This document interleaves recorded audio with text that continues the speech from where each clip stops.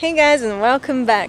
So today is not a hiking episode. Today is a episode about a little bit of Madeira culture. So we are right now in Quinta Magnolia, and we decided to come here because there is a show that is about the first cars that went all around the island for the first time. When they made the street connection around the island, these were some of the first cars that went through these new streets. So let's see it.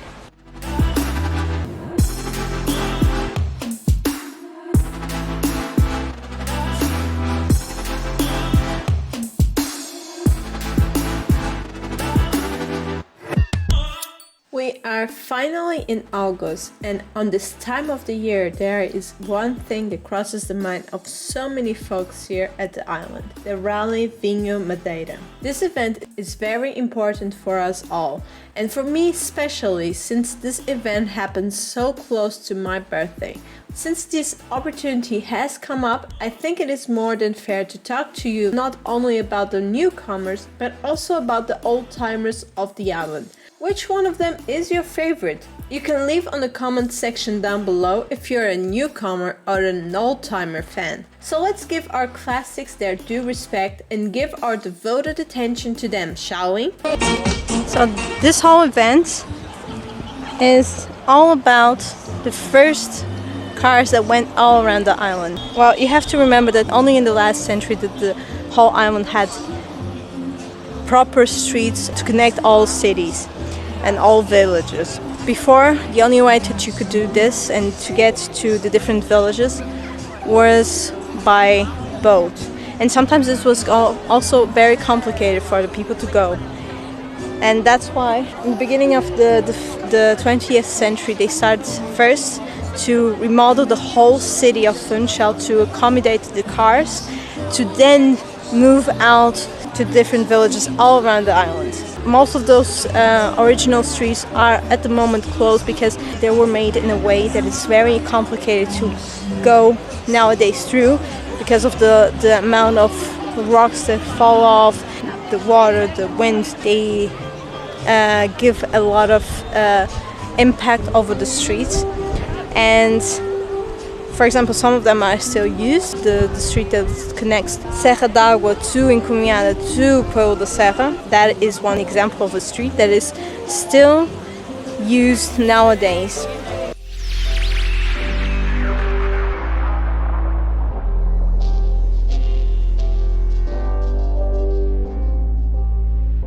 We are right now in Quinta Magnolia, observing the last survivors that crossed the first streets that connected the whole island in the last century. In fact, a race was even made to celebrate this achievement, a race that is still taking place this year in September 11th and 12th. This event took place in honor of the people that take so much time and effort to preserve these classic cars, but especially to maintain a tradition that is still taking place up to our days, since 1948. This was the year of the first Rallye ever, in May 16th. But it wasn't a trip around the island. No, the first rally was around the east side of the island.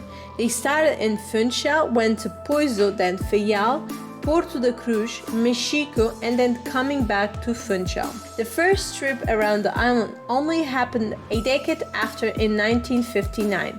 Most of the cars would be able to go around the island with an average speed of 30 km per hour, but most of them did not make it that far, getting stuck along the way for the most different reasons. In fact, some of the cars that are here today are survivors from that first race ever. We have the BMW Isetta. This car participated in this race with the number 85.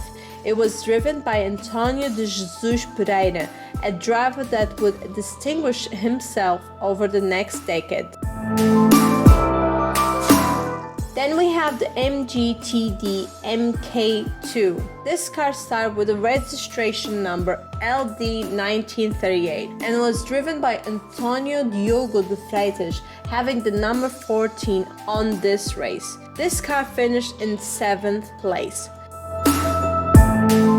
the Austin Healey Sprite from 1958 is another survivor.